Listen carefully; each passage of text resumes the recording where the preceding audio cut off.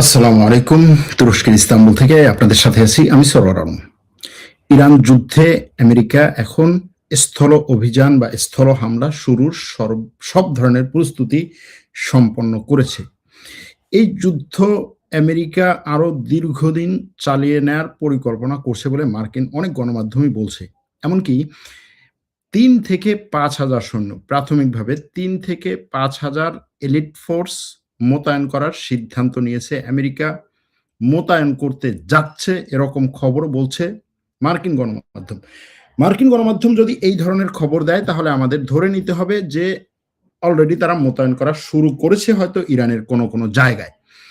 এখন এই পরিস্থিতিতে যুদ্ধ যেদিকে মোড় নিচ্ছে, মার্কিন প্রেসিডেন্ট যতই বলছেন যে তিনি ইরানীয়দের সাথে ব্যাপক পরিমাণে চমৎকার একটা আ যোগাযোগ হচ্ছে, আলোচনা হচ্ছে, সেই যোগাযোগ এবং আলোচনায় ইরানিয়ানদের সাথে ৫ দিনের মধ্যে একটা যুদ্ধবিরতিতে পৌঁছতে পারবেন, এরকম কথা। পাকিস্তান বলছে, পাকিস্তানের সেনাপ্রধান জেনারেল আসিফ মুনির বলছেন যে তার মধ্যস্থতায় এই ইরান এবং আমেরিকার মধ্যে আলাপ আলোচনা হচ্ছে। আমেরিকা ১৫টা পয়েন্টের একটা প্রস্তাব দিয়েছে, যেই প্রস্তাবের মধ্যে মাত্র একটা জিনিসই ইরানের সাথে মিলে, সেটা হচ্ছে ইরানের উপর থেকে নিষেধাজ্ঞা তুলে নেয়। এর বাইরে যেগুলো আছে সেগুলো ইরানের সাথে আসলে মিলে না। পাকিস্তানের পক্ষ থেকে আজকে বলা হয়েছে যে তারা আমেরিকার প্রস্তাব ইরানের কাছে পৌঁছে দিয়েছে। এখনো পর্যন্ত ইরানের কাছ থেকে কোনো বার্তা আসেনি। তবে ইরানের পক্ষ থেকে ইরানের শীর্ষ নেতারা, শীর্ষ জেনারেলদের যে বক্তব্য সেটা হচ্ছে যে আমরা আমেরিকা এরকম একটা আক্রমণ করবে, এরকম স্থল হামলা চালাতে পারে, হরমুজ প্রণালী বন্ধ করে দিলে আমেরিকা কি ধরনের অ্যাকশনে যেতে পারে সেটার পুরো পরিকল্পনা করে আমরা ৪০ বছর প্রস্তুতি নিয়েছি। এবং সেই প্রস্তুতির সবচেয়ে বড় প্রস্তুতিগুলো আমরা বা সবচেয়ে সিরিয়াস প্রস্তুতিগুলো নিয়েছি গত ১০ বছরে। তারপরেও আমাদের এই আমেরিকা এবং ইসরায়েল যে একটা সমন্বিত হামলা চালাতে পারে সেটার বিরুদ্ধে আরো বেশি এবং আরো অ্যাগ্রেসিভ প্রস্তুতি নিয়েছি কাসেম সুলাইমানিকে হত্যা করার পর। এরপরে যখন এক এক করে হিজবুল্লাহর নেতারা এবং ইরানের বিভিন্ন নেতাদেরকে হত্যা করা শুরু হলো, তখন আমাদের প্রস্তুতি আরো সিরিয়াস রূপ নিয়েছে। সুতরাং আমরা আমেরিকার এরকম একটা আক্রমণের জন্য প্রস্তুত। আমরা চাই আমেরিকার সৈন্যরা আমাদের টার্গেটের মধ্যে আসুক। এটা হচ্ছে ইরানের কথা, যে তুমি এখানে স্থল অভিযান চালাবা, সৈন্য পাঠাবা, মেরিন পাঠাবা, স্পেশাল ফোর্স পাঠাবা, এলিট ফোর্স পাঠাবা, আমরা তো তাদের জন্য অপেক্ষা করতেছি। এটা হচ্ছে ইরানের কথা। আমেরিকার কথা হচ্ছে ইরান যদি আমার শর্তে না আসে তাহলে আমি ইরানের যেই সমস্ত কৌশলগত জায়গা আছে সেগুলোকে দখল করব। কিভাবে দখল করবে, কি করবে, আমেরিকার পরিকল্পনা কি, ইরান কিভাবে এটার বিরুদ্ধে দাঁড়াবে, এগুলো নিয়ে আলোচনা করব। তার আগে আরো কয়েকটা খবর আছে। সেটার মধ্যে একটা হচ্ছে ইরানের প্রেসিডেন্ট তুরস্কের প্রেসিডেন্টকে ব্যাপক পরিমাণে ভূয়সী প্রশংসা করেছে। এখন কেন তুরস্কের প্রেসিডেন্টকে এই ধরনের প্রশংসা করলো, এই প্রশ্ন অনেকের। আবার পাকিস্তান যে মধ্যস্থতা করছে সেই মধ্যস্থতায় কতটুকু আগাতে পারে। ইরানের একটা বক্তব্য, ইরানের এখন যারা নেতৃস্থানীয় আছেন তাদের বিভিন্ন ধরনের বক্তব্য আসছে তাদের কাছ থেকে। একটা বক্তব্য হচ্ছে, আমরা এর আগে বিশ্বের বিভিন্ন দেশ, বন্ধু রাষ্ট্র, বড় রাষ্ট্র, তারা আমাদেরকে আমেরিকার সাথে আলোচনায় বসতে বলেছিল। আমরা বারবার তাদেরকে বলেছি যে এই আলোচনায় আমেরিকা আসলে সত্যি কোনো চুক্তি চায় না, কোনো সিদ্ধান্তে পৌঁছতে চায় না। আমেরিকা সময় ক্ষেপণ করতে চায়। তারপরেও আমরা তার সাথে ২ বার আলোচনায় বসেছি ট্রাম্পের সময়ে, এবং ২ বারই তারা আলোচনার কথা বলে সময় ক্ষেপণ করে আমাদের উপরে আলোচনা চলাকালীন আক্রমণ করেছে।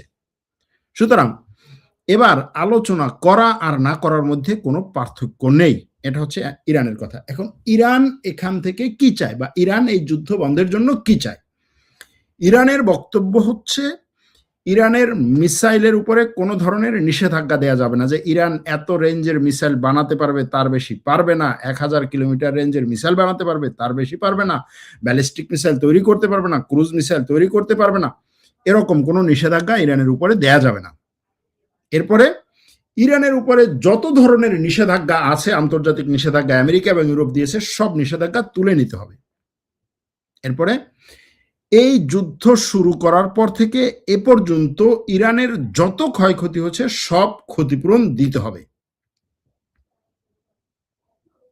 এরপরে ইরান পরমাণু অস্ত্রের ক্ষেত্রে একটা সমঝোতায় আসতে পারে যে হ্যাঁ ঠিক আছে ভাই, আমি পরমাণু অস্ত্র বানাবো না, কিন্তু ইরানের উপরে কোনো ধরনের রাজনৈতিক, সামরিক, ডিপ্লোম্যাটিক চাপ প্রয়োগ করা যাবে না।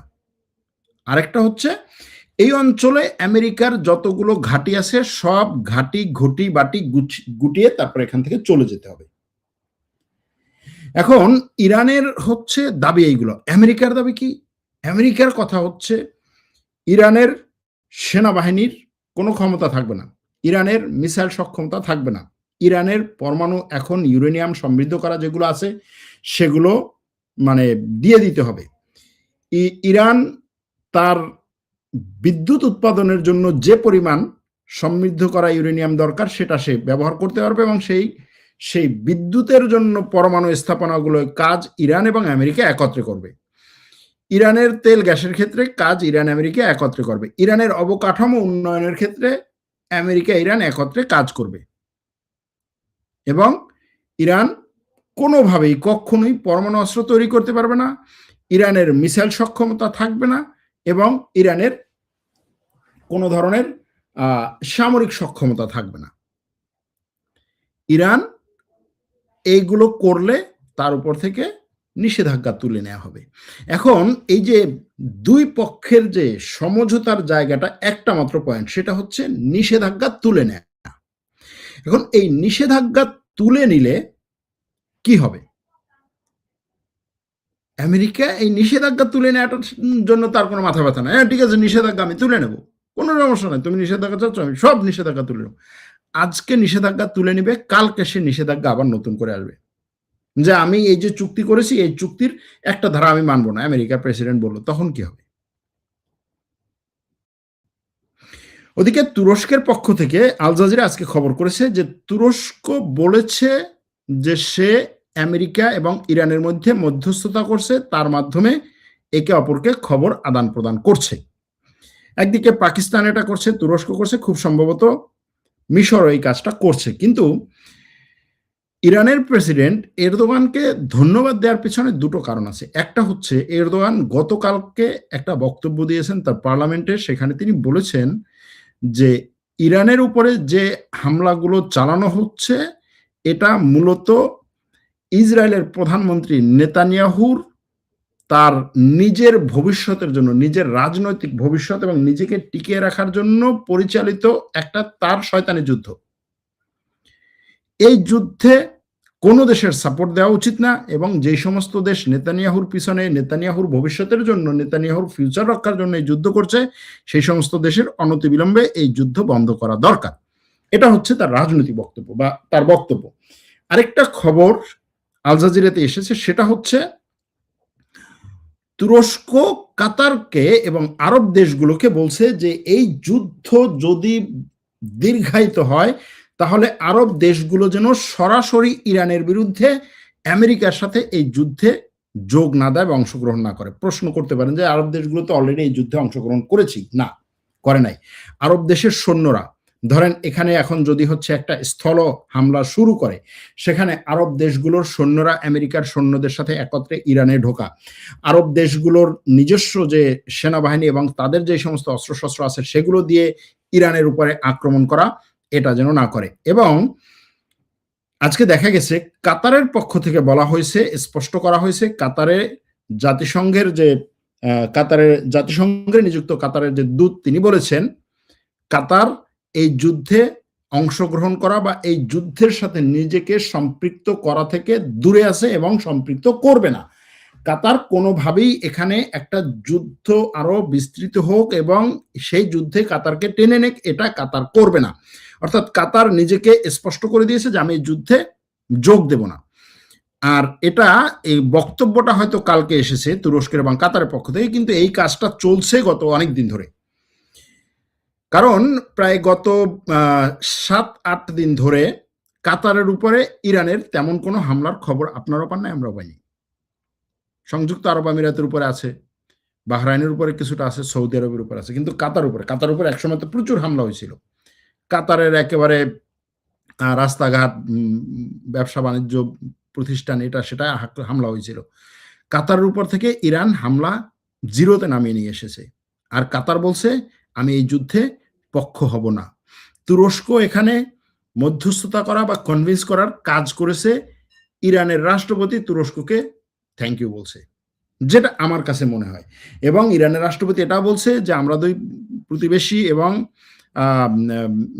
ভ্রাতৃপ্রতিম রাষ্ট্র, আমরা একত্রে সামনে এগিয়ে যেতে চাই। ওদিকে ইরাকের পক্ষ থেকে বলা হয়েছে এই যুদ্ধে ইরাক ইরানের পক্ষে দাঁড়াবে।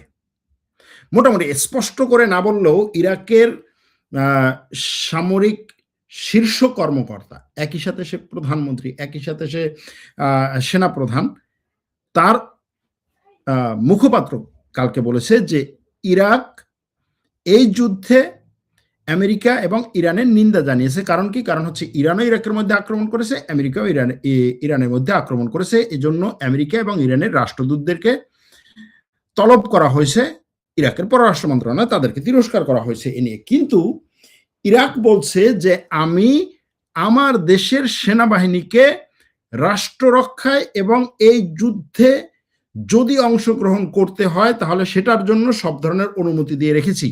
সেনাবাহিনীর পাশে সেনাবাহিনীকে সাপোর্ট করার জন্য পপুলার মোবিলাইজেশন ফোর্স, হাসদি সাব্বি বা ইরানের প্রক্সি, তাদেরকে ইরাকের সরকার লড়াই করার অনুমতি দিয়েছে। যে শুধুমাত্র একটা বেসরকারি সশস্ত্র সংগঠন সেনাবাহিনীর পাশে দাঁড়িয়ে লড়াই করতে পারবে, তাদেরকেও অনুমতি দেওয়া হলো, তারা হচ্ছে হাসদি সাব্বি। এখন এই হাসদি সাব্বিকে যখন সেনাবাহিনীর পাশে দাঁড়িয়ে আপনি লড়াই করার অনুমতি দিবেন, তার মানে হচ্ছে আপনি ইরানের পাশে দাঁড়িয়ে লড়াই করার অনুমতি দিচ্ছেন। যে কারণে এই খবরটাকে বা এই বিবৃতিটাকে, এই বক্তব্যটাকে অনেকে এভাবেই ধরছেন যে ইরাক ইরানের পাশে দাঁড়িয়ে লড়াই করার জন্য অলরেডি সে প্রস্তুতি নিয়েছে। যদি সেটাই হয় তাহলে আমেরিকা যে ইরানে স্থলাভিযান পরিচালনা করার যে পরিকল্পনা করছে, যেই পরিকল্পনার মধ্যে 3টা মূল জায়গা আছে, যেই 3টা জায়গা থেকে আমেরিকা ইরানে স্থল হামলা চালাতে পারে, সেই 3টা জায়গার মধ্যে একটা হচ্ছে হরমুজ প্রণালীর পাশে, হরমুজ প্রণালীর পূর্ব দিকে ইরানের বন্দর আব্বাস এবং বন্দর আব্বাসের আশেপাশের জায়গাগুলোকে দখল করা। আরেকটা হচ্ছে পারস্য উপসাগরের মধ্যে ইরানের খার্ক দ্বীপ, এটাকে দখল করা। আরেকটা হচ্ছে ইরাক থেকে, ইরাকের কুর্দি অঞ্চল থেকে কুর্দি সশস্ত্র গোষ্ঠী এবং আমেরিকান সৈন্যদেরকে সেখানে পাঠানো। ইতিমধ্যে মার্কিন অনেক গণমাধ্যম এই খবর প্রকাশ করেছে যে আমেরিকার 80তম রেজিমেন্ট, 82তম রেজিমেন্ট, এরকম অনেকগুলো এলিট ফোর্স ইরানের দিকে রওনা হচ্ছে বা ইরানে তাদেরকে মোতায়েন করার প্রস্তুতি নেওয়া হচ্ছে। এই যে মোতায়েন করার প্রস্তুতি নেওয়া হচ্ছে, এই খবর যখন মিডিয়াতে আসবে, আমরা কিন্তু যুদ্ধের সময় এটা জানি যে এই মুহূর্তে সবাই হচ্ছে সাইকোলজিক্যাল ওয়ারফেয়ার, যেটা মনস্তাত্ত্বিক যুদ্ধ এবং মিডিয়ার যুদ্ধ, ম্যানিপুলেশন করে যুদ্ধে হচ্ছে একটা কি বলে বিভ্রান্তি তৈরি করার অবস্থা, এগুলো করার চেষ্টা করে। দেখুন, যখন ডোনাল্ড ট্রাম্প মধ্যপ্রাচ্যে ব্যাপক পরিমাণে তার সৈন্য উপস্থিতি, যুদ্ধ বিমান নিয়ে আসা, যুদ্ধ জাহাজ নিয়ে আসা, বিমানবাহী রণতরী নিয়ে আসা, অতিরিক্ত এয়ার ডিফেন্স সিস্টেম নিয়ে আসার জন্য প্রায় গত 6 মাস ধরে কাজ করেছে, তখনই এটা কিন্তু মোটামুটি নিশ্চিত হয়ে গিয়েছিল যে সে সেখানে যুদ্ধ করার জন্য পুরোপুরি মানসিকভাবে প্রস্তুতি নিয়ে নিয়েছে। তারপরেও হচ্ছে আলোচনার কথা, চমৎকার আলোচনা হচ্ছে, ভালো আলোচনা হচ্ছে, পজিটিভ আলোচনা হচ্ছে, আলোচনা তো আমরা আগাচ্ছি, এই ধরনের বক্তব্যগুলো এসেছিল।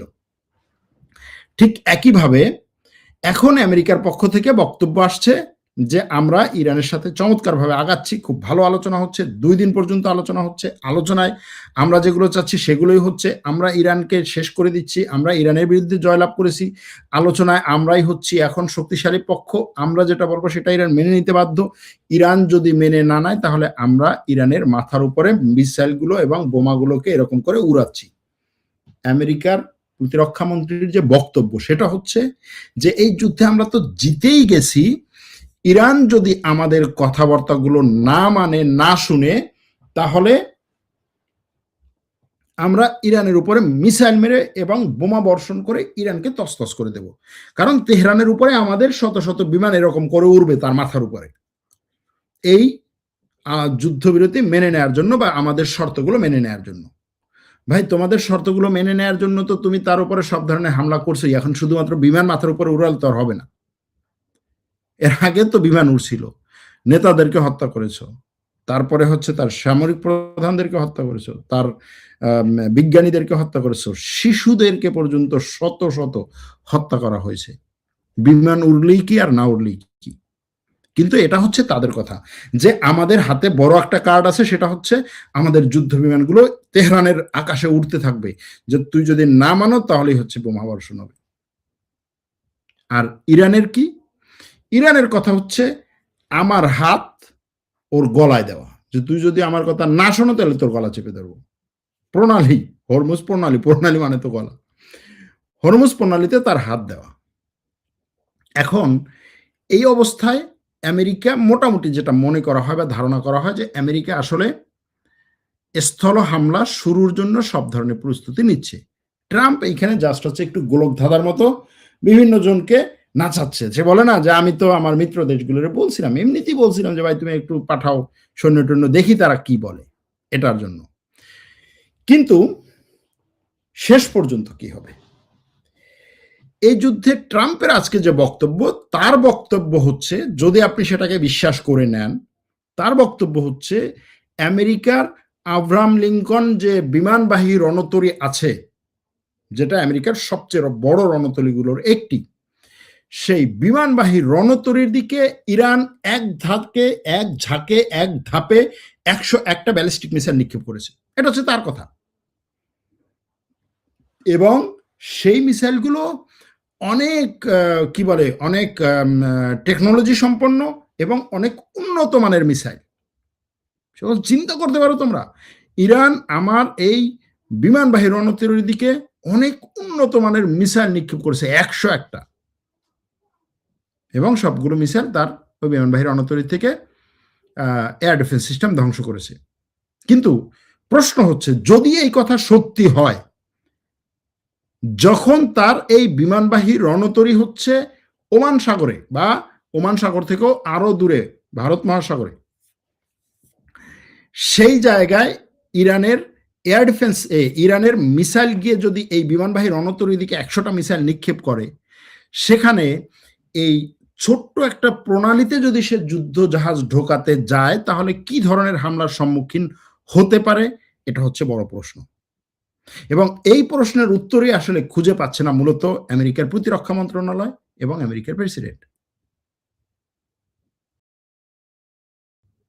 এই পরিস্থিতিতে সে এই যুদ্ধবিরতি ইরানের উপরে, আমাদের এখন কার্ড হচ্ছে আমাদের হাতে, আমরা যেটা বলবো ইরান সেটা মেনে নিতে বাধ্য। বাস্তব পরিস্থিতি সেরকম নাও হতে পারে। আর এই ধরনের কথাবার্তাগুলো বলে তারা বাজারে যে ম্যানিপুলেশন করে, মার্কেটে, স্টক মার্কেটে কখনো এমন একটা করবে যে স্টক মার্কেট আপনার হচ্ছে পড়ে যাবে, আবার এমন একটা করবে যে হচ্ছে আপনার স্টক মার্কেট হু হু করে উঠে যাবে। শুধু স্টক মার্কেট না, তেলের বাজার বলুন, আরো অনেকগুলো। এবং এতে কি হয়, তারা এখান থেকে ব্যাপক পরিমাণে টাকা কামাই করে, ব্যাপক পরিমাণে টাকা কামাই করে।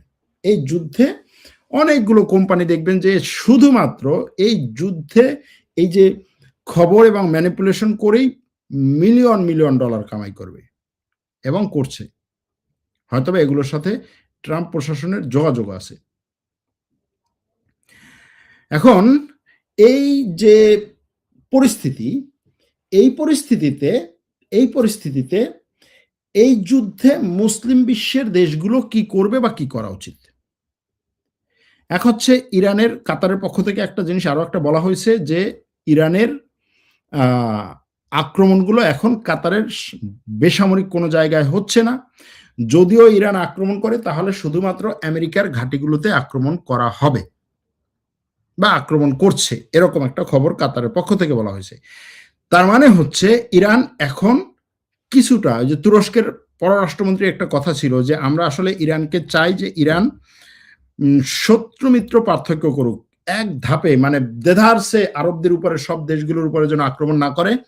এই দেশগুলোর মধ্যে অনেকগুলো দেশ আছে যে ইরানের পক্ষে দাঁড়াতে চায় বা ইরানের পক্ষে অবস্থান নিতে চায়, সেই দেশগুলোকে ইরান বাস বিচার করে আক্রমণ করুক। এখন মনে হচ্ছে সেরকমটা, যেমন ধরেন ওমানের উপরে আক্রমণ কমে গেছে, কাতারের উপরে আক্রমণ কমে গেছে, এই ধরনের জিনিস।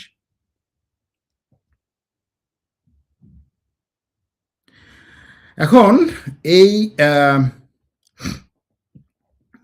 ট্রাম্পের এই আক্রমণে বা এই ধরনের একটা যুদ্ধবিরতি আসলে হবে কিনা, এটা প্রশ্ন, অনেকের প্রশ্ন, যুদ্ধবিরতি হবে কিনা, যুদ্ধবিরতি হবে কিনা।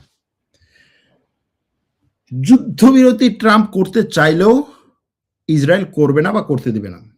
যদি এরকম হয় যে ট্রাম্প একটা যুদ্ধবিরতি কোনো মতে করলো, ইসরায়েল আক্রমণ করবে, আক্রমণ চালাবে এবং ট্রাম্পকে কোনো না কোনোভাবে কনভিন্স করে এই যুদ্ধ পরিচালনা করার, এই যুদ্ধ চালিয়ে নেওয়ার চেষ্টা করবে। মুসলিম দেশগুলোর মধ্য থেকে এখন এই যে আস্তে আস্তে সাইড ক্লিয়ার হচ্ছে যে কে কোন পক্ষে, পক্ষ ক্লিয়ার করতেছে, এটা যদি আরো একটু স্পষ্ট হয়, যেমন ইরান বলেছিল যে হচ্ছে আমেরিকা এবং ইসরায়েলকে বাদে আসো আমরা এই অঞ্চলে একটা ইয়া তৈরি করি, কি বলে, একটা সামরিক জোট তৈরি করি। যদি সেরকম হয় যে ইসরায়েল এবং ইসরায়েলের দোসররা বাদে এই অঞ্চলে একটা সামরিক জোট তৈরি হয়ে গেল, যে সামরিক জোটের মধ্যে তুরস্ক, মিশর, কাতার, পাকিস্তান, ইরান এরা থাকবে, এরকম যদি একটা সামরিক জোট হয় এই যুদ্ধের মধ্যেই, তাহলে কিন্তু যুদ্ধের মোড় অন্যভাবে ঘুরে যেতে পারে। আর সবচাইতে বড় জিনিস যেটা, আমেরিকা যদি এখানে স্থল হামলা শুরু করে তাহলে এই যুদ্ধ দীর্ঘায়িত হবে এবং আমেরিকার ক্ষয়ক্ষতির পরিমাণ আরো বেশি হবে। তারা যতই বলুক তেহরানের মাথার উপরে আমার হচ্ছে যুদ্ধ বিমানগুলো নিয়ে আমি দাঁড়িয়ে আছি, কিন্তু তেহরানের মাথা যে কোন জায়গা সেটাই তো তারা জানে না। তারা মনে করতেছে যে এইটা মাথার তেহরানের, তারা মনে করতেছে যে এইখানেই হচ্ছে সবকিছু আছে, এটাকে শেষ করে দিলেই সবকিছু হয়ে যাবে, এটা তারা মনে করতে পারে, কিন্তু সেটা যে হবে না। তারা কি বলছে, ট্রাম্প বলেছে যে আমি এবং আমার প্রতিরক্ষা মন্ত্রী আমরা যখন দেখলাম যে প্রথম দিন আক্রমণের পরপরই ইরান ব্যাপক পরিমাণে মিসাইল মারতেছে সবগুলো দেশে, আমরা নিজেরাই থক হয়ে গেছি। প্রেস ব্রিফিং এসে বলছে আমরা নিজেরাই থক হয়ে গেছি, এটা কিভাবে সম্ভব। আবার মনে করেন ট্রাম্পের প্রতিরক্ষা মন্ত্রী বলছে যে দেখো আমরা এই যুদ্ধটা জিতে গেছি এবং এমন একটা যুদ্ধ জিতে গেছি, তাদের কথা অনুযায়ী এমন একটা যুদ্ধ জিতে গেছি, এমন একটা সেনাবাহিনীর বিরুদ্ধে আমরা যুদ্ধে জিতেছি, যেই সেনাবাহিনীটা হচ্ছে বিশ্বের সবচেয়ে আধুনিক সেনাবাহিনী, যেই সেনাবাহিনীটা হচ্ছে বিশ্বের সবচেয়ে আধুনিক অস্ত্র শস্ত্রে সজ্জিত সেনাবাহিনী, যেই সেনাবাহিনী হচ্ছে বিশ্বের যেই দেশের বিমান বাহিনী হচ্ছে বিশ্বের সবচেয়ে আধুনিক বিমান বাহিনী, তার মিসাইল সিস্টেম হচ্ছে বিশ্বের সবচেয়ে আধুনিক মিসাইল সিস্টেম, তার নৌবাহিনী হচ্ছে বিশ্বের সবচেয়ে আধুনিক নৌবাহিনীগুলোর একটা, আমরা তাদের বিরুদ্ধে যে লড়াইটা করেছি, তোমরা চিন্তা করতে পারো যে এই লড়াই কি টাইপের একটা হচ্ছে শক্তিশালী লড়াই করেছি, তোমরা এখন ভাবো। এটা হচ্ছে ট্রাম্পের প্রতিরক্ষা মন্ত্রীর কথা। এখন এখানে আপনি দুটো জিনিস বলতে পারেন এটাকে, একটা হচ্ছে যে তারা নিজেদেরকে ফুলানো ফাঁপানোর জন্য যে দেখো আমি এমন একটা যুদ্ধ করছি, এমন একটা লড়াই করছি। এখন যদি আপনাকে বলে যে ভাই তুই তোরা একটা ফুটবল দল জিতে আসছি, কার সাথে জিতে আসছো, ওই ধরেন কথার কথা যে মোহামেডান একটা ফুটবল দল, সে বললো আমি জিতে আসছি, কার সাথে জিতে আসছো, ওই কুয়াকাটার ফুটবল দলের সাথে জিতে আসছি, তাহলে তো এটার কোনো ভ্যালু থাকবে না। কিন্তু তারা যদি বলে ভাই এমন একটা দলের সাথে জিতে আসছি, এটা এত শক্তিশালী দল, সে প্রায় ইউরোপের পুরস্কার পাওয়ার কাছাকাছি চলে গেছিল, বিশ্বের শীর্ষ 10টার মধ্যে প্রায় চলে গেছিল, এই টাইপের একটা দলের সাথে আমরা জিতে আসছি, তাহলে আপনার জেতাটার একটা ভ্যালু আছে।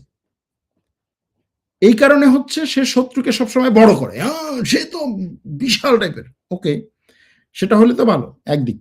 অন্য দিকটা হচ্ছে যে আসলে তারা ইরানের যেই পাল্টা আক্রমণ বা ইরানের যেই পরিকল্পনার সম্মুখীন হচ্ছে, ইরানের কাছ থেকে যেই ধরনের আক্রমণ তারা আশা করেনি সেই ধরনের আক্রমণ পাওয়ার কারণে তারা এখন হয়তো মনেই করছে, বিশ্বাসই করতেছে হয়তোবা যে ইরানের এই নৌবাহিনী, ইরানের সেনাবাহিনী, ইরানের বিমান বাহিনী, ইরানের মিসাইল সিস্টেম একেবারে সিরিয়াস টাইপের, এর কাছে তো দাঁড়াতে পারতেছি না। আজকে দুপুরবেলা ইসরায়েলের এই যে কি বলে, ইসরায়েলের ডিমোনা ডিমোনা পরমাণু কেন্দ্র যেই এলাকাতে, সেই এলাকায় ইরানের মিসাইলের আক্রমণের পরে যে ফুটেজগুলো, আমি জানি না আপনারা দেখেছেন কিনা, যে ফুটেজগুলো এসেছে এই যে নেগেব মরুভূমিতে, নেগেব এবং ডিমোনায়, তারপরে হচ্ছে এই নেগেব মরুভূমির মধ্যে তাদের যে সেনাবাহিনীর বিশাল এক ইন্ডাস্ট্রিয়াল এরিয়া আছে যেখানে আইটি কোম্পানি এইটা সেটা, সেখানে মিসাইলের পরে যে ধোয়ার কুণ্ডলী, এটা আমরা সবসময় দেখতাম হচ্ছে ইসরায়েলের ক্ষেত্রে। ইসরায়েল মারত, ধোয়ার কুণ্ডলিতে খবর হয়ে যেত। আপনি দেখেন আমাদের টেলিগ্রাম চ্যানেলে ঢুকে জাস্ট হচ্ছে সর্বশেষ পোস্টের আগের পোস্টটা দেখবেন যে কি পরিমাণে হচ্ছে আক্রমণ হচ্ছে। এগুলোর কারণে তারা হয়তো এটা সত্যি সত্যি বিশ্বাস করতেও পারে, কিন্তু এই সবকিছু বিশ্বাস এবং অবিশ্বাসের বাইরে গিয়ে সবচাইতে বড় যে বিষয়টা সেটা হচ্ছে যে নেতানিয়াহুর ভবিষ্যৎ তৈরি করার জন্য, ভবিষ্যৎকে বাঁচানোর জন্য যে যুদ্ধ আমেরিকা শুরু করেছে, সেই যুদ্ধে শেষ পর্যন্ত নেতানিয়াহু বাঁচবে কিনা। কারণ কি? কারণ হচ্ছে নেতানিয়াহুর যে অফিস, সেই অফিসের তার কি বলে একেবারে প্রধান, তার অফিসের কার্যালয়ের, প্রধানমন্ত্রীর কার্যালয়ের প্রধান, মূল যে হচ্ছে চিফ অফিসার বলে, সে জিব আগমন, এই জিব আগমনের কিছু অডিও তথ্য ফাঁস হয়েছে, অডিও কথা, অডিও রেকর্ড ফাঁস হয়েছে। সেই অডিও রেকর্ডগুলো ফাঁস হওয়ার পরে সেখানে দেখা যাচ্ছে যে সে নেতানিয়াহুকে ব্যাপক পরিমাণে তুচ্ছ-তাচ্ছিল্য করছে। সে বলছে নেতানিয়াহু হচ্ছে একটা বিশাল টাইপের যুদ্ধবাজ মানুষ, সে বেঁচেই থাকে যুদ্ধ করার জন্য, তার যুদ্ধ করা ছাড়া আর কোনো ইয়ে নাই, মানে আর কোনো চিন্তা ভাবনা কিছু নাই, সাইকোলজিক্যালি সে হচ্ছে এইরকম একটা মানুষ। এবং সেখানে বলছে যে নেতানিয়াহু ৭ই অক্টোবরের যে আক্রমণ হয়েছিল হামাসের পক্ষ থেকে, তার আগেই নেতানিয়াহু জানতো যে এরকম একটা আক্রমণ আসবে। মিশরের কাছে সেটা রেকর্ড আছে, মিশর নেতানিয়াহুকে বলেছে মিশর যদি সেই রেকর্ড ছেড়ে দেয় তাহলে নেতানিয়াহুর অবস্থা খুব খারাপ হয়ে যাবে, মিশর উচিত সেই রেকর্ডগুলো ছেড়ে দেওয়া। তারপরে সে এটাও বলছে যে নেতানিয়াহু শেষ হয়ে যাচ্ছে এবং নেতানিয়াহুর সাথে সাথে ইসরায়েল রাষ্ট্র হিসাবেও শেষ হয়ে যাচ্ছে। এরকম অনেকগুলো অডিও ফাঁস হয়েছে। এখন প্রশ্নটা হচ্ছে এই অডিওগুলোর কথা যে খুব সিরিয়াস ভাবে আপনি নিয়ে একেবারে দেশের মধ্যে বিক্ষোভে সম্মুখ হবে সেটা না, কিন্তু বিষয় হচ্ছে যে নেতানিয়াহুর কি বলে অফিসিয়াল যে স্পোক্স পারসন এবং তার প্রধান উপদেষ্টা, সে যদি এই ধরনের কথাবার্তাগুলো বলে তাহলে সেটা এই মুহূর্তে কেন ফাঁস হচ্ছে, যখন নেতানিয়াহুর অলরেডি তার কোর্টে মামলা চলতেছে, যেই মামলাটাকে ইসরায়েলের রাষ্ট্রপতিকে বলা হয়েছিল এটাকে ডিসমিস করার জন্য, সে করে নাই। তারপরে ট্রাম্প বলছে যে সে আসলে সাহসী ব্যক্তি না, ইসরায়েলের রাষ্ট্রপতি এরকম একটা সিদ্ধান্ত নিতে পারতেছে না, উনি কিসের কি রাষ্ট্রপতি হওয়ার যোগ্যতা রাখেন, এরকম কথাবার্তাগুলো ট্রাম্প বলেছিল। এখন সেই জায়গাতে ইসরায়েলের প্রধানমন্ত্রীর এই তথ্য ফাঁস হওয়ার মানে হচ্ছে ইসরায়েলের এই নেতানিয়াহু ইসরায়েলের মধ্যেই নতুন করে চাপে পড়বে, তার বিরুদ্ধে যে কেসগুলো আছে সেই কেসগুলো চাঙ্গা হবে। তাকে সে যেভাবে এই যুদ্ধে পুরো ইসরায়েলকে টেনে নিয়ে ইসরায়েলের মধ্যে যে পরিমাণে হামলা করা হয়েছে, সেই হামলার দায় দায়িত্ব তার নিতে হবে। কারণ হচ্ছে বলা হয়েছিল ইসরায়েলের লোকদেরকে, সেনাবাহিনীকে, যে এরকম কোনো হামলা করার সুযোগই পাবে না ইরান, তার আগেই আমরা ইরানকে শেষ করে দেব। ট্রাম্প তো ওইদিকে আসি এটা নিয়ে।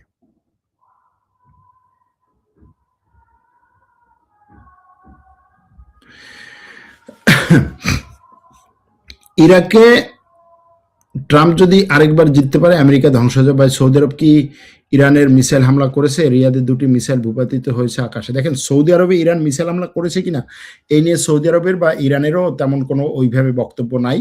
সৌদি আরব বলছে যে আমাদের আকাশে মিসাইল আসছে বা ড্রোন আসছে, আমরা ধ্বংস করছি। এটা হচ্ছে সৌদি আরবের কথা। সংযুক্ত আরব আমিরাত বলে যে আমার আকাশে ইরান মিসাইল নিক্ষেপ করেছে, আমি ইরানের মিসাইলকে ঠেকিয়ে দিয়েছি, কিন্তু সৌদি আরব এখনো পর্যন্ত সেটা বলে না।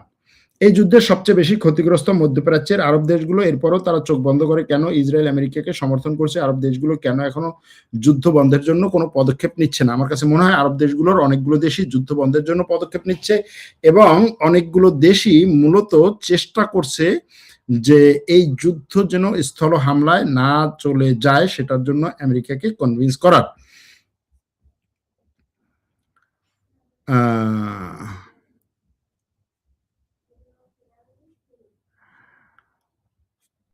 আরো কিছু লেটেস্ট বা সর্বশেষ সংবাদ দিয়ে তারপরে আজকে এটা শেষ করব।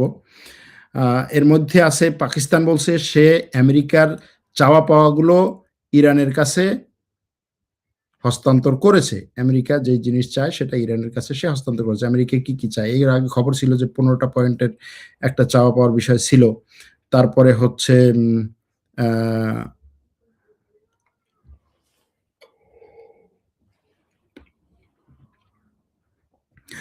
ইরান বলছে আমেরিকা এবং ইসরায়েল যে আক্রমণগুলো করে যাচ্ছে, এই আক্রমণগুলো যদি অনতিবিলম্বে বন্ধ না করে এবং যদি স্থল হামলা চালানোর পরিকল্পনা করে তাহলে হরমুজ প্রণালী পুরোপুরি বন্ধ হয়ে যাবে।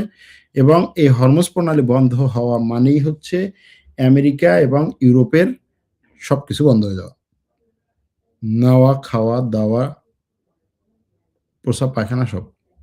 এটা হচ্ছে ইরানের কথা। কেন? কারণ হচ্ছে তেল গ্যাস। বিশ্ব এমন একটা সিস্টেম তৈরি করা হয়েছে সবকিছু তেল গ্যাসের উপর নির্ভরশীল। অস্ট্রেলিয়া পর্যন্ত, অস্ট্রেলিয়া এখান থেকে তো কত দূরে, অস্ট্রেলিয়া পর্যন্ত এখন এই পেট্রোল পাম্পে গিয়ে মানুষ পেট্রোল তেল এগুলো হচ্ছে মজুত করার চেষ্টা করছে। বাসার থেকে বোতল নিয়ে এসে এগুলো নিচ্ছে, বাদ্যান বোতল। বাসায় যা আছে পাতিল হাড়ি খালি কলসি এটা সেটা সব, এমনকি চায়ের কেতলি পর্যন্ত নিয়ে আসছে যে এইটাই আমি ভরে রাখবো, কারণ যুদ্ধ দীর্ঘস্থায়ী হতে পারে। এরকম একটা অবস্থা, এরকম একটা পরিস্থিতি। আর আরো যেসব খবর একেবারে না দিলেই নয়, সেই খবরগুলোর মধ্যে কয়েকটা হচ্ছে ইরানের ফার্স নিউজ এজেন্সি বলছে যে ইরান যুদ্ধবিরতির প্রস্তাব গ্রহণ করে নাই। কারণ হচ্ছে এই আমেরিকার কাছ থেকে এই ধরনের যুদ্ধবিরতি প্রস্তাব গ্রহণ করার কোনো যুক্তি নাই। কারণ হচ্ছে তারা বারবার আলোচনার সময় হচ্ছে আলোচনার শর্তগুলোকে ভঙ্গ করেছে। ফার্স্ট নিউজ বলছে যে ইরানের যেই সমস্ত চাওয়া পাওয়া ছিল এই যুদ্ধ থেকে, ইরানের যেই অবজেক্টিভগুলো ছিল এই যুদ্ধ থেকে, সেগুলোকে ইরান ফুলফিল না করা পর্যন্ত, সেগুলোকে পূর্ণ না করা পর্যন্ত ইরান যুদ্ধ চালিয়ে যাবে।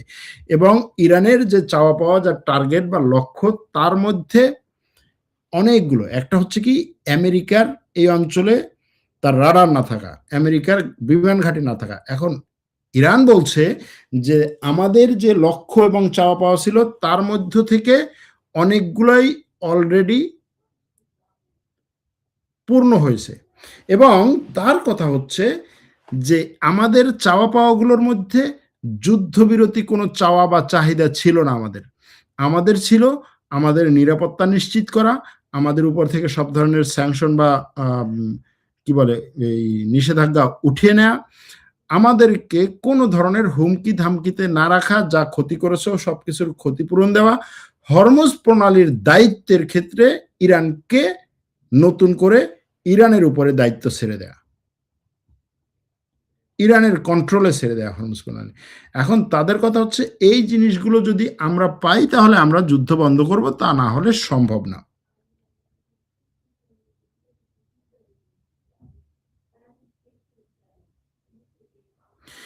ইরানের ফার্স্ট নিউজ আরো একটা জিনিস বলছে, সেটা হচ্ছে ইসরায়েলের সবচেয়ে বেশি বা গুরুত্বপূর্ণ খাবার এবং তার যত হচ্ছে কি বলে খাবারের সাথে সম্পৃক্ত যে সমস্ত পণ্য আছে, খাবার এবং এর সাথে সম্পৃক্ত যে সমস্ত পণ্য আছে, অথবা একটা দেশের মধ্যে যেই ধরনের পণ্যগুলো দরকার দৈনন্দিন জীবন পরিচালনা করতে, সেই পণ্যগুলো বেশিরভাগ আসে হচ্ছে আজারবাইজান এবং গ্রিস থেকে। ফার্স্ট নিউজের খবর। সুতরাং এটা আমরা নোট করে রাখলাম যে ইসরায়েল আজারবাইজান এবং গ্রিস থেকে তার পণ্য নিয়ে আসে, এটা আমরা নোট করে রাখলাম। কেন এই কথাটা বললো? এই কথা বলার পিছনে কারণ হচ্ছে ইরান এবং রাশিয়ার মধ্যে একটা নৌ রুট আছে হ্রদের মধ্যে থেকে, ক্যাসপিয়ান হ্রদের মধ্য দিয়ে। সেখান থেকে জাহাজ আসে, জাহাজে বেসামরিক মালামাল আসে, কাঁচামাল আসে, আবার জাহাজে যায়, ইরানের ড্রোন যায়, ড্রোনের ইকুইপমেন্ট যায়। সেই ক্যাসপিয়ান হ্রদে ইরানের ঘাঁটিতে, সেখানে ইরানের যে বিমান নৌঘাঁটি এবং ইরানের যে বন্দর আছে, সেই বন্দরে আক্রমণ করেছে এবং খবরে বলা হচ্ছে যে কমপক্ষে একটা জাহাজ ধ্বংস করা হয়েছে, বেসামরিক জাহাজ। এখন এই যে ইরানের বেসামরিক জাহাজ ধ্বংস করে রাশিয়ার সাথে তার সম্পর্ক ছিন্ন করার বা রাশিয়াকেও এই যুদ্ধে জড়িত করার যে পরিকল্পনা, সেটার কি হবে? প্রশ্ন, সেটার কি হবে? এখন ইরান বলছে কি যে ঠিক আছে, তুমি আমার এই রাশিয়া থেকে বিভিন্ন ধরনের পণ্য আসে, ধরেন রাশিয়া থেকে অনেক ধরনের নিত্য প্রয়োজনীয় পণ্য ইরানে আসে, ওটার মধ্যে দিয়ে বলছে তুমি আমার এই পণ্য রুটে আক্রমণ করেছো, ঠিক আছে, তোমার দেশে পণ্য আসে আজারবাইজান আর গ্রিস থেকে, আমি দুয়োটাতে আক্রমণ করতে পারবো। এটা হচ্ছে ইরানের মূলত কথা বা বক্তব্য।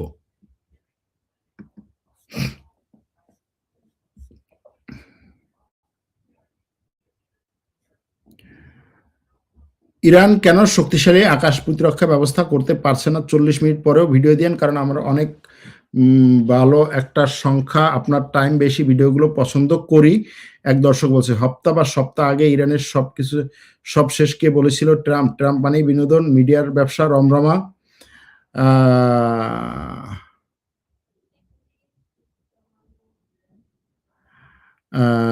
যুদ্ধবিরতি একসময় না একসময় হবে, এটা অবশ্য ঠিক, যুদ্ধবিরতিতে একসময় না একসময় হবেই। ব্রিটেনের সাবমেরিন যে পারস্য উপসাগরে এসেছিল ইরানের বিরুদ্ধে যুদ্ধ করতে, তার খবর কি?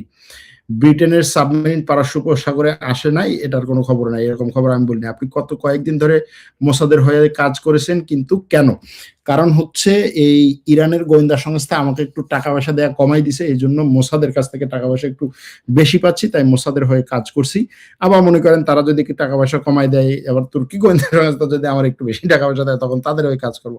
আবার আপনি যেই দেশে আছেন সেই দেশের গোয়েন্দা সংস্থা যদি আমার একটু বেশি পরিমাণে দেয়, যে বেশি দিবে তার জন্য কাজ করবো। বুঝতে পারছেন? এই টেলিগ্রামের লিঙ্ক চেয়েছেন অনেক দর্শক। মুসলিম রাষ্ট্রগুলো একযোগে ইসরায়েলের উপরে অনেকবার আক্রমণ করেছে, দিন শেষে ইসরায়েলের কাছে নজিরবিহীনভাবে হেরেছে। এছাড়া অনেক মুসলিম এলাকা ইসরায়েল দখল করে নিয়েছে। দেখেন, এই জায়গাটাতে আসা দরকার, এখানে একটা কনসেপ্টে ভুল আছে। মুসলিম রাষ্ট্রগুলো একযোগে ইসরায়েলের উপরে আক্রমণ অনেকবার করেছে, যেটাকে আরব ইসরায়েল যুদ্ধ বলে, তাই না? কারা কারা করেছে? সেই দেশগুলো নেতৃত্বে তখন কারা ছিল? কেন করেছে? কিসের ভিত্তিতে করেছে? কোন পার্সপেক্টিভে করেছে? টার্গেট কি ছিল? অনেকগুলো জিনিস নিশ্চিত বা স্পষ্ট ছিল না সেই সময়, এক। দ্বিতীয় হচ্ছে, তখনও এই মুসলিম দেশগুলোর মধ্যে তাদের যে সমস্ত গোয়েন্দা সংস্থার চর বা গোয়েন্দারা ছিল, তাদের অনেক ধরনের তথ্য ফাঁস হওয়ার কারণে এই দেশগুলো হেরে গেল। এটা আরেকটা হচ্ছে, বর্তমানে যে মুসলিম দেশগুলো আছে, এমনকি তখনও যদি মুসলিম দেশগুলো যদি কন্টিনিউ করতো, তারা যদি হচ্ছে বিভক্ত হয়ে না যেত, তাহলে ইসরায়েল পারতো না। আবার ইসরায়েলের জন্য তখন দৌড়ে এসেছিল আমেরিকা, ব্রিটেন, এটা তো আছেই। কিন্তু এই মুহূর্তে মুসলিম দেশগুলো যদি এক হয়ে ইসরায়েলের বিরুদ্ধে দাঁড়ায়, এমনিতেই হচ্ছে লেজ গুটিয়ে দৌড়বে, এটা নিশ্চিত আপনি ধরে রাখতে পারেন। ভাই ইরানের মিসাইলগুলোর আক্রমণেই এখন কেমন কান্নাকাটি শুরু হয়ে গেছে। আর সেখানে মুসলিম দেশগুলো যদি এক হয়, ধরেন এখানে এক হওয়া বলতে কি? মিশর বলল যে আমি রাফা বর্ডার ক্রসিং দিয়ে আমার হাজার হাজার ট্যাঙ্ক ঢুকাই দেব। বা মিশর এই রাফা বর্ডার ক্রসিং এবং সালাম বর্ডার ক্রসিং যে দুটো আছে ওইখানে, এই বর্ডার ক্রসিং এ যতগুলো ইসরায়েলি সৈন্য আছে তাদেরকে গ্রাউ করে আটকে রাখলো, গ্রাউ করে রাখলো।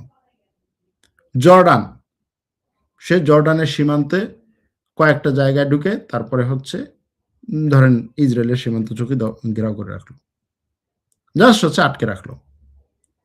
সিরিয়া, লেবানন, সৈন্য, সেনাবাহিনী, রাষ্ট্র, তুরস্ক, সৌদি আরব, সংযুক্ত আরব আমিরাত, কাতার, কুয়েত, বাহরাইন। এবং এরকম একটা পরিস্থিতি যদি হয় না, তখন দেখবেন যে বাংলাদেশ বলেন, পাকিস্তান বলেন, কি বলে মালয়েশিয়া বলেন, আফগানিস্তান বলেন, মালদ্বীপ বলেন, নাইজেরিয়া বলেন, তিউনিশিয়া বলেন, লিবিয়া বলেন, তারপরে হচ্ছে মরক্কো বলেন, সোমালিয়া বলেন, সুদান বলেন, সুদানের মানুষ নিজেদের মধ্যে যে যুদ্ধ করে না ওইটা সাইডে দিয়ে চলে আসবে যদি এরকম কিছু হয়। কিন্তু দুর্ভাগ্য হচ্ছে এরকম কিছু হওয়ার সম্ভাবনা নাই, বরঞ্চ এখন যে যুদ্ধটা চলছে এই যুদ্ধটা আমেরিকা ইসরায়েলের পক্ষ থেকে পুরোপুরি ধর্মযুদ্ধ হলেও মুসলমানদের পক্ষ থেকে কিন্তু এটা এখনো পর্যন্ত কোনো ধর্মযুদ্ধের রূপ নেয়নি, বরং যেই যুদ্ধের রূপ নিতে যাচ্ছে সেটা হচ্ছে শিয়া সুন্নি যুদ্ধ।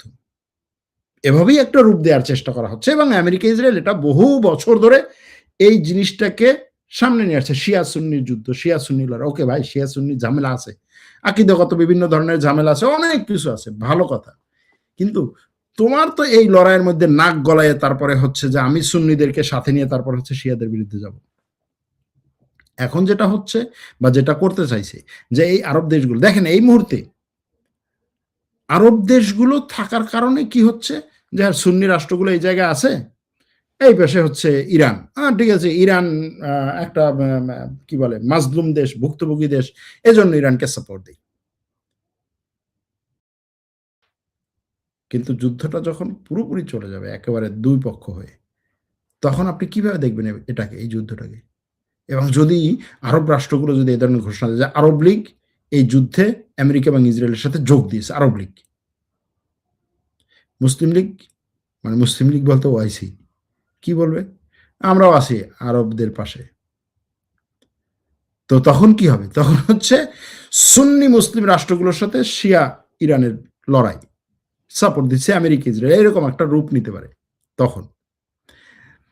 এখন হচ্ছে মূলত যুদ্ধের পরিস্থিতি, এর বাইরে আরো কিছু ছোট ছোট অনেকগুলো খবর আছে, যেমন ধরুন বাগদাদ থেকে আমেরিকার সৈন্য পাঠিয়ে কি কি জিনিস কন্ট্রোল করতে চায়। সে তেহরানে নিউক্লিয়ার রিসার্চ সেন্টার কন্ট্রোল করতে চায়, তারপরে হচ্ছে হামেদান কমপ্লেক্স কন্ট্রোল করতে চায়, এরপরে হচ্ছে ফোর্দো পরমাণু কি বলে পরমাণু উন্নতিকরণ প্রকল্প সেটা কন্ট্রোল করতে চায়, নাতানজ পরমাণু এনরিচমেন্ট প্ল্যান বা পরমাণু সমৃদ্ধকরণ প্রকল্প সেটাকে কন্ট্রোল করতে চায়, ইস্পাহান পরমাণু টেকনোলজি ইউরেনিয়াম সমৃদ্ধকরণ প্ল্যান্ট হচ্ছে নাতানজে, ইস্পাহানে হচ্ছে পরমাণু টেকনোলজি এবং রিসার্চ সেন্টার, সেটাকে সে কন্ট্রোল করতে চায়। এখন এই জিনিসগুলো ইরানের কোন জায়গাতে?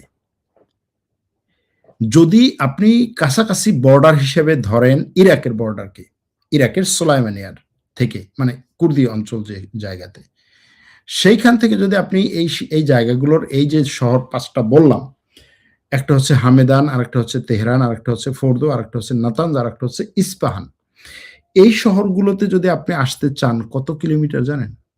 একেবারে কাছেরটা হচ্ছে 350 কিলোমিটার, আর সবচেয়ে দূরেরটা হচ্ছে প্রায় 600 কিলোমিটার। আবার একই সাথে বুশেহের পরমাণু প্রকল্প যেটা নিউক্লিয়ার পাওয়ার প্ল্যান্ট, সেটা কাতারের দোহা থেকে হচ্ছে 312 কিলোমিটার, আর কুয়েত থেকে হচ্ছে 273 কিলোমিটার। এই যে দূরত্ব, আপনি এই দূরত্বে সৈন্য পাঠিয়ে দিয়ে তাদেরকে নিরাপদে নিয়ে আসতে পারবেন, সেই নিশ্চয়তা কতটা পাবেন? সীমান্ত থেকে আপনি ঢুকিয়ে দিলেন। এখন তাদের কথা হচ্ছে আমাদের এলিট ফোর্স, আমাদের র্যাপিড ফোর্স, আমাদের এই ফোর্স, আমাদের মেরিন ফোর্স, আমাদের ফ্রন্ট ফোর্স, এরা হচ্ছে এই 200-300 কিলোমিটার ঢুকে আসা কোনো ব্যাপার না এদের জন্য। কিন্তু ব্যাপার না মানে হচ্ছে আপনি 200-300 কিলোমিটার ঢুকলেন, পরমাণু ইউরেনিয়াম গুলো হচ্ছে কাঁধে নিলেন, চলে আসলেন। কিন্তু বন্দর আব্বাসের কি হবে? হরমুজ প্রণালীর কি হবে? খার্ক দ্বীপের কি হবে? এই প্রশ্ন সবার। ট্রাম্প এখন বিভিন্নভাবে ম্যানিপুলেশন করে তারপর হচ্ছে তেলের দাম বাড়াতে চাচ্ছে, তেলের দাম কমাতে চাচ্ছে, ডলারের দাম বাড়াতে চাচ্ছে। এইগুলো সে করছে।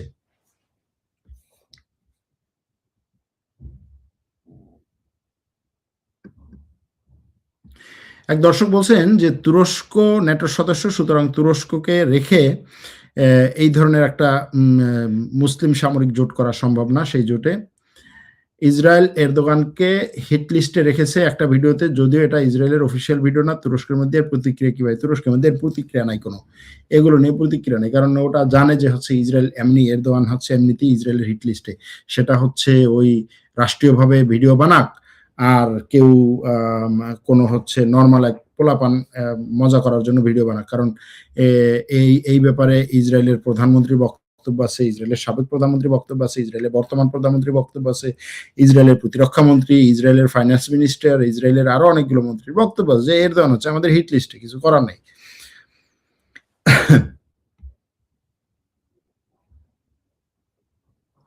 মাঝে মাঝে আপনার টেলিগ্রামে পোস্ট দিতে দেরি হলে আমি ভাবি যে আপনার বাসার উপরে ইরান মিসাইল হামলা পড়ছে কিনা। এরকম কয়জন ভাবেন একটু জানাবেন, হ্যাঁ, যে যদি আমি টেলিগ্রামে পোস্ট দিতে দেরি করি তাহলে আমার বাসার উপরে বা বাসার আশেপাশে ইরানি মিসাইল হামলা করলো কিনা, অথবা ইসরায়েল হামলা করলো কিনা। হ্যাঁ, আবার ধরেন আমি যদি কয়েকদিন একটু উধাও হয়ে যাই তখন যে হ্যাঁ এ তো হচ্ছে মোসাদের এজেন্ট, সে আবার আটকা পড়লো কিনা বা সে অন্য কোনো জায়গায় গিয়ে কোনো অপারেশন চালাচ্ছে কিনা, এগুলো কয়জন ভাবেন একটু লিখবেন আর কি, একটু লিখে জানাবেন। যাই হোক, প্রশ্ন আবারও যে এই ধরনের একটা হামলায়, স্থল হামলায় রাশিয়া এবং চীনের মনোভাব কি হবে। রাশিয়া চীন ইরানকে অস্ত্র দিয়ে, যে সমস্ত অস্ত্র মানে চোখে পড়বে না বেশি একটা, সেই ধরনের অস্ত্র এবং টেকনোলজি দিয়ে সাপোর্ট করে যাচ্ছে এবং করবে আমার কাছে মনে হয়। কারণ এই যুদ্ধ চীন মনে করছে যে এটা হচ্ছে চীনের বিরুদ্ধে চালানো একটা যুদ্ধ, এটা আমার কাছে মনে হয়। আর রাশিয়া মনে করছে এই যুদ্ধ তার জন্য একটা বিশাল পরিমাণের সুযোগ। এই যুদ্ধ শুরু হওয়ার পরে রাশিয়া গত 1 মাসে তার তেল গ্যাস থেকে যে পরিমাণে রেভিনিউ আয় করেছে সেটা সে গত 4 বছরে কোনো মাসে এটা পারে নাই। মানে গত 4 বছরের রেকর্ড ভঙ্গ করেছে। সুতরাং এটা রাশিয়ার জন্য হচ্ছে পোয়া বারো। আর চীনের জন্য সামরিক দিক থেকে এই যুদ্ধটা খুবই শিক্ষণীয় একটা যুদ্ধ, যেখান থেকে সে পরিকল্পনাগুলো করতে পারবে।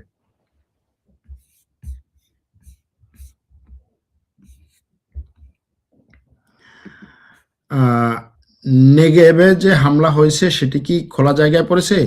দেখে তো তাই মনে হচ্ছে। না, খোলা জায়গায় পড়েনি, সেটা ইন্ডাস্ট্রিয়াল এরিয়াতে পড়েছে। মিডল ইস্ট হলো আমেরিকার লিগ।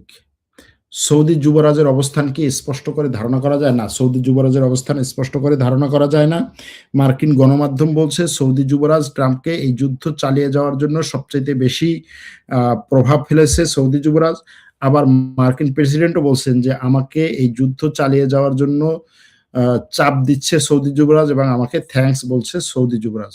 সে সরাসরি বলছে যে আমাকে যে ৩-৪ জন এই যুদ্ধে চালিয়ে যাওয়ার জন্য চাপ দিচ্ছে তাদের মধ্যে একজন হচ্ছে আমার প্রতিরক্ষা মন্ত্রী, একজন হচ্ছে সৌদি যুবরাজ। এটা সে বলেছে। তাহলে আপনি কোথায় যাবেন? কি বলবেন? এখন এটার বিরুদ্ধে সৌদি আরবের পক্ষ থেকে কোনো ধরনের বক্তব্য আসে নাই। এটার বিরুদ্ধে সৌদি আরব এখনো পর্যন্ত বলে নাই যে না আমাদের যুবরাজ হচ্ছে এটা বলে নাই। এখনো পর্যন্ত এটা সৌদি আরবের পক্ষ থেকে আসে নাই। সুতরাং ইরান যদি 10,000 কিলোমিটার রেঞ্জের মিসাইল সফল পরীক্ষা করেই থাকে তবে আমেরিকার ভূখণ্ডে কি আক্রমণ করা সম্ভব? যদি সম্ভব হয় তাহলে কেন আক্রমণ করে না, শুধু আরবেই আক্রমণ করে যাচ্ছে? এখনো পর্যন্ত ইরান 10,000 রেঞ্জের মিসাইল পরীক্ষা করেছে এই ধরনের কোনো খবর নাই। আর আরেকটা হচ্ছে যে আমেরিকার ভূখণ্ডে যদি তার এই 10,000 রেঞ্জের মিসাইল দিয়ে আক্রমণ করা সম্ভবও হয়, 1টা-2টো আক্রমণে তার কোনো লাভ হবে না, বরং আরো ক্ষতি হবে। কারণ আমেরিকার মধ্যে আমেরিকার জনসংখ্যার একটা বড় অংশ মনে করছে যে ট্রাম্প এই যুদ্ধটা ইরানের উপরে চালিয়ে দিচ্ছে। জোর করে চালিয়ে দিচ্ছে। ইরান আমেরিকার উপরে আক্রমণ করবেও না, আক্রমণ করার ইচ্ছাও নাই, আক্রমণ করার ক্ষমতাও নাই। কিন্তু ট্রাম্প এবং ট্রাম্প প্রশাসনের সবাই বলতে চাইছে যে না, ইরানের এইরকম ক্ষমতা আছে, ইরান এটা করতে চায়। এখন এই মুহূর্তে যদি ইরান সত্যি সত্যি এই ধরনের একটা ক্ষমতা থাকলেও যদি আক্রমণ করেই ফেলে, তাহলে ট্রাম্পের কথা বাস্তবায়ন হবে। যে ট্রাম্প বলবে, দেখছো আমি বলছিলাম না ইরানের এটা আছে, দেখছো কেমন করে আক্রমণ করছে, আমরা যে ইরানকে থামাচ্ছি, এটা তো আমাদের দরকার। সুতরাং এই ধরনের কাজ ইরান কেন করবে? যাই হোক, এগুলো তো আসলে আপনি আমি আমাদের মনের কিউরিয়াসিটি থেকে এই প্রশ্নগুলো করি, কিন্তু সামরিক পরিকল্পনা যারা করে তারা এই ধরনের জিনিসগুলো করে না। ভাই, আপনার টেলিগ্রাম পোস্ট দেখলে মনে হয় আপনি রাতে ঘুমান নাকি? অনেকে এটা বলে যে আমি ঘুমিয়ে ঘুমিয়ে পোস্ট দেই, এটা অনেকে বলে। মাঝে মাঝে আমার ওয়াইফও বলে যে ঘুমিয়ে ঘুমিয়ে পোস্ট দেই। যাই হোক, এটার উত্তর কি দেব এখন? এটা আপনাদের কাছেই থাকুক, আমার দর্শকদের কাছেই থাকুক, যে টেলিগ্রাম পোস্ট দেখলে আপনার কি মনে হয় যে আমি ঘুমাই না নাকি খাই না? এই ধরনের প্রশ্নগুলো আপনাদের জন্য রাখলাম। মার্কিন যুক্তরাষ্ট্র যে ইরাকে হামলা করলো, এখন ইরাক কি করবে বলে আপনার মনে হয়? এটা তো একেবারে লাইভের শুরুতেই বলে দিয়েছি যে ইরাক এই যুদ্ধে মোটামুটি বলা যায় ইরানের পক্ষে অবস্থান নিয়েছে। ইরানের পক্ষে অবস্থান নিয়েছে। মুসলিম বিশ্বের দেশ হিসেবে বাংলাদেশের ভূমিকা কি? বাংলাদেশের ভূমিকা হচ্ছে বড় ভাইরা যেখানে থাকবে এবং আমি যেখানে একটু সুযোগ সুবিধা পাবো, আমি তাদের পক্ষেই থাকবো। এই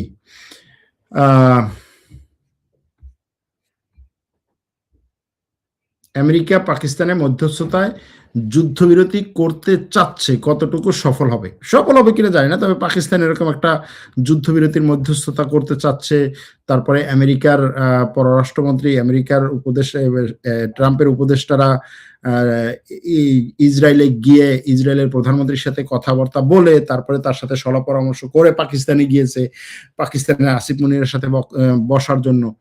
দেখা যাক কি হয়। তবে আমার কাছে মনে হচ্ছে যে ট্রাম্প শুক্রবার পর্যন্ত কৌশলগতভাবে একটা ট্রিক খেলছে এবং শুক্রবার পর্যন্ত সে সময় ক্ষেপণ করছে। শুক্রবার মানে হচ্ছে পশ্চিমা বিশ্বে বা আমেরিকাতে তার কি বলে উইকডে বা ছুটির দিনের আগের দিন। শনিবার রবিবার ছুটির দিন। সুতরাং শুক্রবার সন্ধ্যার দিকে বা একেবারে মার্কেটের শেষ সময় সে একটা নতুন একটা ম্যানিপুলেশন করবে। তারপরে মার্কেটে হচ্ছে কিছুটা মানে পুঁজিবাজারে কিছুটা ধাক্কাধাক্কি লাগবে, স্টক এক্সচেঞ্জে কিছুটা ধাক্কাধাক্কি লাগবে। সেখান থেকে আবার কয়েক বিলিয়ন বা ট্রিলিয়ন ডলার হচ্ছে কিছু কোম্পানি লাভ করবে। এরপরে দেখা গেল যে ওই ২ দিন মানে সপ্তাহের যে ছুটির ২ দিন শনিবার রবিবার, এই আমরা সেখানে স্থল অভিযান শুরু করেছি বা সেখানে সৈন্য ঢুকিয়েছি। আমাদের সৈন্যরা সেখানে গিয়ে ব্যাপক পরিমাণে জায়গা দখল করেছে। আর কোনো সমস্যা নাই, তোমরা ঠান্ডা থাকো। এটা বলে ওই ২ দিন মোটামুটি আবার হচ্ছে একটু উত্তেজনা তৈরি করে মার্কেটটা ঠান্ডা করার চেষ্টা করবে। আবার সোমবারে তারা করবে। এরকম একটা কিছু করতে পারে, এটা আমার কাছে মনে হয়। ভাই, আপনি তুরস্কে কত বছর আছেন এবং সেখানে কি জব করেন? আমি তুরস্কে ভাই বহু বছর। আমার জীবনটাই তুরস্কে।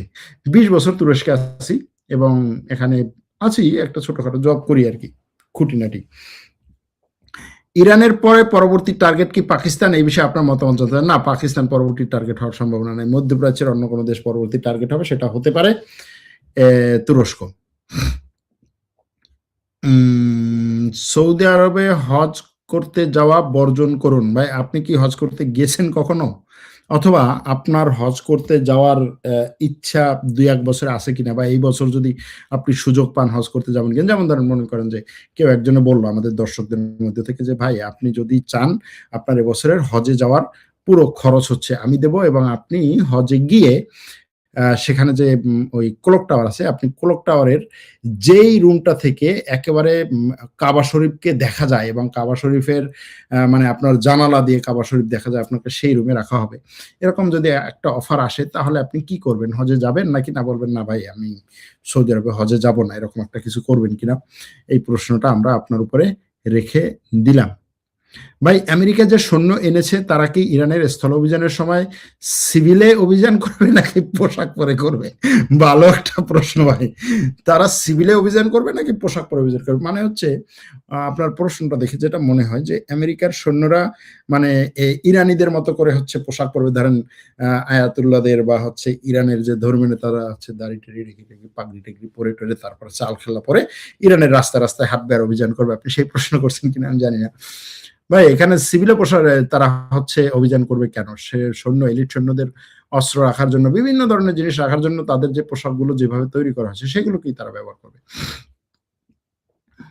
সরা ভাই আগেও কোশ্চেন করেছি, কখনো উত্তর দেন না। আচ্ছা, পৃথিবীতে তেলের সমস্ত উৎস তো আমেরিকা দখল করে নিল, এটা নিয়ে চীনের কোনো মাথা ব্যথা বা রাশিয়ার কোনো মাথা ব্যথা নেই কেন? এটা তো আজব লাগতেছে। কিন্তু জ্বালানি কিনতে সমস্যায় পড়বে নাকি পরিস্থিতি বুঝে চীন আক্রমণ করে বসবে? কারণ চীনের তো জ্বালানি বন্ধ হয়ে গেলেও আমেরিকা যেকোনো সময় করে দিতে পারে।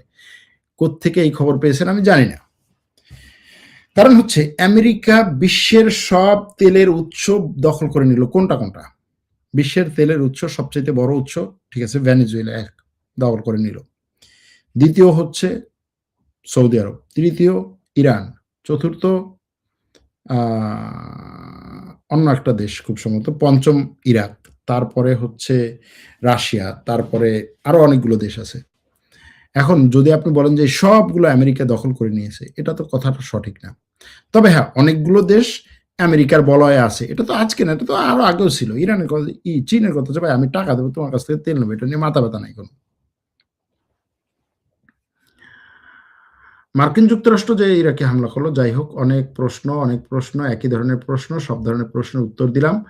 এখন একটা দুটো কথা বলি, সেটা হচ্ছে আমরা এই ইউটিউবিং এর পাশাপাশি আরো কিছু কাজ করি। তার মধ্যে একটা হচ্ছে টার্কিশ ল্যাঙ্গুয়েজ কোর্স, আরেকটা হচ্ছে ফ্যাক্ট চেকিং কোর্স, আরেকটা হচ্ছে সাংবাদিকতা। আমাদের এই কোর্সগুলোতে আপনারা যদি ভর্তি হতে চান তাহলে অবশ্যই আমাদের সাথে যোগাযোগ করবেন। আমি ডিসক্রিপশনে কোর্সে ভর্তির ফর্মের লিঙ্ক দিয়ে দেব, সেখান থেকে ফর্ম পূরণ করবেন। ফর্ম পূরণ করার পরে আমাদের টিমের লোকজন আপনাদের সাথে যোগাযোগ করবে। আর আরেকটা হচ্ছে যে আমরা ইউটিউবে আমাদের মেম্বারশিপ আছে, জয়েন করতে পারেন বাংলাদেশের বাইরে যারা আছেন, আমাদেরকে সাপোর্ট দেওয়ার জন্য, আমাদেরকে সাপোর্ট করার জন্য। আমরা আপনাদের সাপোর্ট চাই। আমাদেরকে যারা ৪ বছর ধরে ফলো করেছেন তারা অবশ্যই জানেন যে আমরা এখানে মোটামুটি আমাদের সাধ্য অনুযায়ী, স্বার্থ অনুযায়ী, কি বলে, আমাদের ক্যাপাসিটি অনুযায়ী আমরা সঠিক তথ্যটা দেওয়ার চেষ্টা করি, এবং এই তথ্যটা দেওয়ার মূল উদ্দেশ্য হচ্ছে আপনাদের আবেগ নিয়ে খেলা না। মূল উদ্দেশ্য শুধুমাত্র ভিউ কামান না। অবশ্যই ভিউ এর একটা দরকার আছে, যেহেতু আমরা এখানে পরিশ্রম করি, আমরাও তো চাইবো যে বেশি মানুষ দেখুক। কিন্তু মূল উদ্দেশ্য হচ্ছে সঠিক তথ্যটা দেয়া, যেটার একটা বড় সমস্যায় আমরা বাঙালি কমিউনিটি সারা বিশ্বে, বাংলাদেশ সহ আছি। সুতরাং আপনাদের কাছ থেকে সাপোর্ট চাই, আপনারা যদি সাপোর্ট দিতে পারেন। এর আগে একজন লাইভে বলেছিলেন যে আপনার এই লাইভ দেখা একমাত্র মহিলা ভিউয়ার আমি। যদি এ ধরনের কোনো ভিউয়ার থাকেন তাহলে একটু আমাদেরকে জানাইয়েন, আমরা খুশি হব, ভালো লাগবে যে অন্তত আমার এত পুরুষের ভিড়ে ২-৪-৫ জন নারীরাও আমাদেরকে দেখেন। যদিও অনেকের সাথে যোগাযোগ আছে, অনেকেই মেসেজ দেন। তারপরে হচ্ছে আপনি আমাদের এজেন্ট, এক দর্শক বলেছেন আপনি আমাদের এজেন্ট, আরেকজনে বলেছেন ভাই আপনি যে বিভিন্ন দেশের এজেন্ট নিয়ে যে বলে, এটা নিয়ে খুব হাস্যকর লাগে। ভাই ইসরায়েল তো চাইলে পারমাণবিক বোমা মারতে পারে, কিন্তু মারছে না কেন? বাংলাদেশের তেলের সংকটের জন্য কি হরমুজের তেল না আসার কারণে, নাকি অন্য কিছু কারণ আছে? অবশ্যই হরমুজের কারণে। হরমুজের তেল না আসা না শুধুমাত্র, বা সারা বিশ্বে যেহেতু তেলের সংকট আছে সেই সংকটের কারণে। আর ইসরায়েল চাইলে পারমাণবিক বোমা মারতে পারে কিন্তু মারছে না কেন? এটার উত্তর যদি আপনি পেতে চান তাহলে একটা কাজ করবেন। সেটা হচ্ছে গত ১ বছরে আমার যতগুলো ভিডিও আছে সবগুলো ভিডিও দেখবেন। দেখার পরে আপনার মাথার ভিতরে একেবারে পানির মতো ক্লিয়ার হয়ে যাবে যে ইসরায়েল কেন পরমাণু বোমা মারছে না। এক দর্শক বলছেন সবাই বিয়ে করে নাও, মনে হচ্ছে থার্ড ওয়ার্ল্ড ওয়ার শুরু হবে। তিনি মজা করার জন্য বলছেন, তারপরেও তার কথাটা ভাল লাগছে যে সবাই বিয়ে করে নাও, থার্ড ওয়ার্ল্ড ওয়ার শুরু হয়ে যাবে। ওয়ার্ল্ড ওয়ারের যে, অর্থাৎ বিশ্বযুদ্ধে গেলেও তুমি অন্তত বিবাহিত পুরুষ হিসেবে বিশ্বযুদ্ধে গিয়ে লড়াই করতে পারবা। অন্তত মারা যাওয়ার সময় বলবা যে যাক আমি মারা গেলাম, শান্তিতে মারা গেলাম, যে আমার ঘরে আমার জন্য একজন পথ চেয়ে বসে থাকার আছে। দর্শকদের উত্তরগুলো ভালোই লাগে। আমি মাঝে, মাঝে চিন্তা করি যে আসলে এই দর্শকদের এই কমেন্ট গুলো নিয়ে অনেক চমৎকার, চমৎকার কিছু কমেন্ট আসে। মাঝে, মাঝে মনে হয় যে কমেন্ট গুলো নিয়ে একটা লাইভ করি। শুধুমাত্র কমেন্ট। এত মজার, মজার কমেন্ট, এবং মানুষের মাথায় আসলে সত্যি কথা আ এত বুদ্ধি কোত্থেকে আসে এবং এত ক্রিয়েটিভ কিভাবে হয়, আমি সবাইকে ধন্যবাদ জানাই।